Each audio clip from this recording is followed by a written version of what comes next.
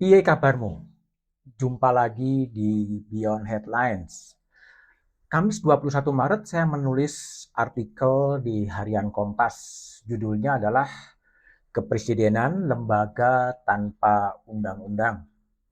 Esai itu mendapatkan reaksi yang sangat keras dari politisi, dari akademisi, maupun dari aktivis. Banyak juga yang baru sadar bahwa 79 tahun sejak bangsa ini merdeka, bangsa ini tidak memiliki undang-undang lembaga kepresidenan. Saya sempat berbicara dengan ahli hukum tata negara UGM, Zainal Arifin Mohtar, di program Satu Meja. Aktor dari film YouTube Dirty Vote ini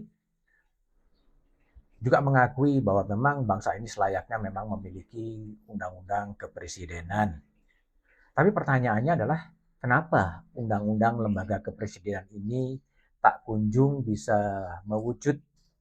Saya mencoba melacak jauh di pusat informasi Kompas. Pasca tumbangnya Orde Baru tahun 1998, gerakan reformasi sebetulnya sudah mulai menyuarakan salah satunya adalah perlunya undang-undang kepresidenan. Dari pusat informasi Kompas itu, saya mendapati sebuah data dan fakta bahwa RUU Lembaga Kepresidenan ini sudah pernah menjadi usul inisiatif DPR pada tahun 1999-2004. Namun sayang, usul DPR itu tidak ditanggapi oleh Presiden pada waktu itu. Saya temukan berita di Kompas 27 Maret 2022. Dalam berita di halaman 6 itu ada berita yang mengatakan demikian: DPR mengajak Presiden bahas RUU Kepresidenan. Rapim DPR bersepakat untuk mengirim surat kepada Presiden untuk membahas RUU Kepresidenan.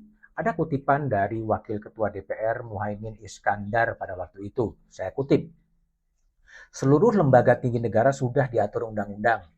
Satu-satunya yang belum diatur adalah lembaga kepresidenan. Kami minta pemerintah untuk mempersiapkan diri sesegera mungkin.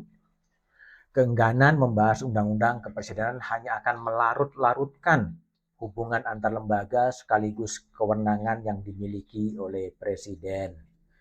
Surat DPR itu tidak bersambut, baik Presiden Abdurrahman Wahid maupun Presiden Megawati tidak merespon rancangan undang-undang inisiatif DPR. Presiden Mega dalam suratnya menjawab, kami berpendapat akan lebih baik bila mana pembahasan rancangan undang-undang kepresidenan tersebut dapat ditunda sampai selesainya proses amandemen konstitusi. Itu 10 Juli 2002. Nah, kini perubahan Undang-Undang 45 telah selesai dibahas, bahkan telah dilaksanakan, pemilu telah berjalan, namun lembaga kepresidenan tetap tidak menjadi undang-undang. Bagi saya rasanya perlu memikirkan RUU Kepresidenan ketika ada gejala berpemerintahan saat ini mengarah pada formalisme demokrasi yang cenderung mengabaikan etika dan moralitas. Memang hadirnya undang-undang kepresidenan ini agak melawan logika kekuasaan. Siapapun yang berkuasa tentunya tak ingin ada undang-undang yang membatasi. Kehadiran lembaga kepresidenan, undang-undangnya bisa saja dianggap membatasi kekuasaan, sehingga tak seorang pun presiden mau membatasi kekuasaan. Sikap itu wajar karena kekuasaan itu memang mengentarkan dan mengagumkan, tremendum et fascinosum. Namun wajah lain dari kekuasaan adalah memabukkan. Siapapun bisa jatuh mabuk karena kekuasaan itu.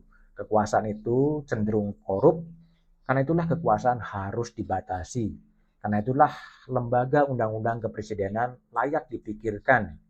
Memang dibutuhkan sosok pemimpin yang rela dan berani membatasi kewenangannya dan meninggalkan legasi pada bangsa ini. Ada sejumlah hal yang rasanya perlu diatur. Yang pertama adalah dalam diri presiden itu melekat berbagai posisi.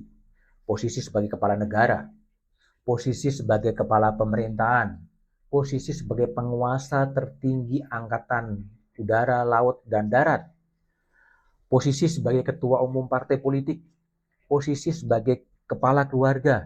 Nah, bagaimana posisi-posisi itu akan diatur dalam undang-undang kepresidenan agar tidak terjadi benturan kepentingan.